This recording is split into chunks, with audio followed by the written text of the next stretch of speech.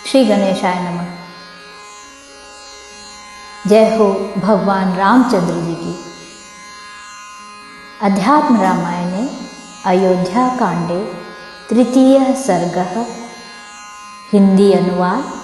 आज श्लोक 41 से आगे बढ़ना है, किंतु अनुवाद में श्लोक 39, 40 और 41 हम एक साथ दिया हुआ है तो पहले ही पढ़ चुके हैं। तो आज सबकी सुविधा के लिए श्लोक 39 से इस अनुवाद का पढ़ना फिर से आरंभ करते हैं।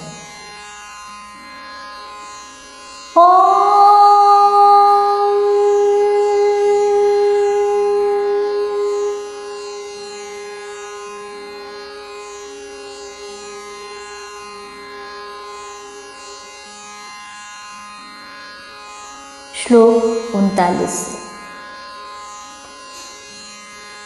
जो समस्त आभूषणों से सुसज्जित उज्ज्वल किरीट और कटक पहने हुए हैं तथा कौस्तुभ मणि से विभूषित और सैकड़ों कामदेवों के समान सुंदर श्याम वर्ण हैं, एवं सर्व सुलक्षण संपन्न श्री लक्ष्मण जी ने जिनके ऊपर श्वेत छत्र लगा रखा है, ऐसे श्री राम को राज्याभिषेक के अनंतर मंद मुस्कान के सहित हाथी पर चढ़कर आते हुए हम कब देखेंगे?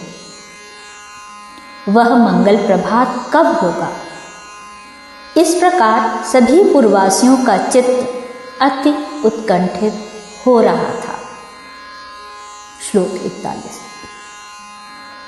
इसी समय मंत्रीवर सुमंत यह सोचकर कि महाराज अभी तक कैसे नहीं उठे, धीरे से जहाँ राजा दशरथ थे वहाँ गए। वहाँ पहुँचकर उन्होंने जय जयकार कर राजा को सिर झुकाकर प्रणाम किया और उन्हें अत्यंत खिन्न देखकर कैकेयी से पूछा, देवी कैकेयी, आपका अभ्युदय हो, कहिए आज महाराज अनमने कैसे दिखाई देते हैं? इस पर कैकेयी ने कहा, आज महाराज को रात्रि में बिल्कुल नींद नहीं आई। रात्रि भर राम का चिंतन करते हुए राम राम राम ही रटते रहे हैं। इस प्रकार जागते रहने के कारण राजा कुछ अस्वस्थ से दिखाई देते हैं। महाराज राम को यहाँ देखना चाहते हैं, इसलिए तुम शीघ्र ही उन्हें लिवा लाओ। भामिनी, महाराज की आज्ञा पाए बिना मैं कैसे जा सकता हूँ? मंत्री का यह वचन सुनकर महाराज बोले, सुमंत्र, मैं मनोहर मूर्ति राम को देखूंगा, तुम उन्हें शीघ्र ही ले आओ। राजा के ऐसा कहते ही सुमंत्र तुरंत राम के महल को गए और बिना रोक टोक के तुरंत भीतर जाके राम से कहा, कमल नयन राम, तुम्हारा कल्याण हो, तुम शीघ्र ही मेरे साथ पिताजी के घर चलो, महाराज तुम्हें देखना चाहते हैं। यह सुनते ही राम चकित से होकर तुरंत ही रथ पर चढ़कर चले। श्लोक 49।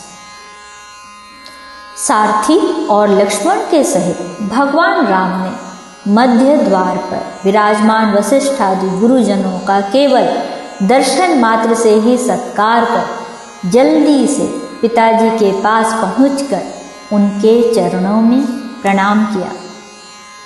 उस समय राम को गले लगाने के लिए ज्यों ही उठकर महाराज दशरथ ने आवेग के साथ हाथ बढ़ाए कि वे बीच ही में दुखपूर्वक हा राम कहते हुए गिर पड़े।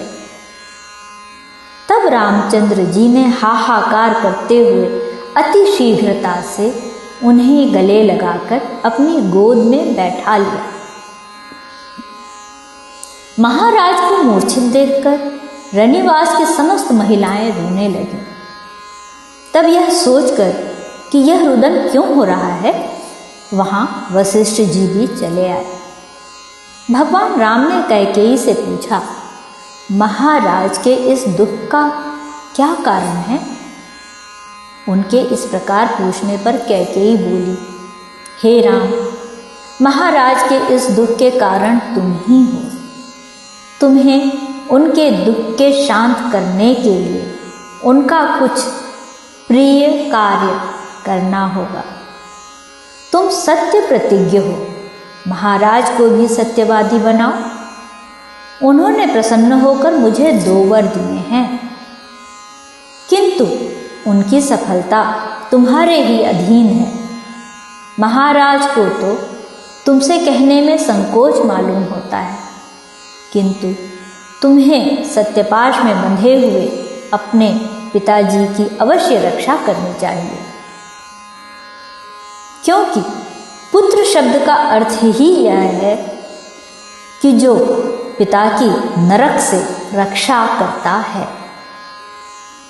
कैकेयी की बातें सुनकर राम ने मानो शूल से विद्ध हुए के समान व्यथित होकर कहा, मातः, आज हमसे ऐसी बातें क्यों करती हो? पिताजी के लिए मैं जीवन दे सकता हूँ, भयंकर विष पी सकता हूँ और सीता, कौशल्या तथा राज्य को भी छोड़ सकता हूँ। जो पुत्र पिता की आज्ञा के बिना ही उनका अभीष्ट कार्य करता है, वह उत्तम है। श्लोक 60।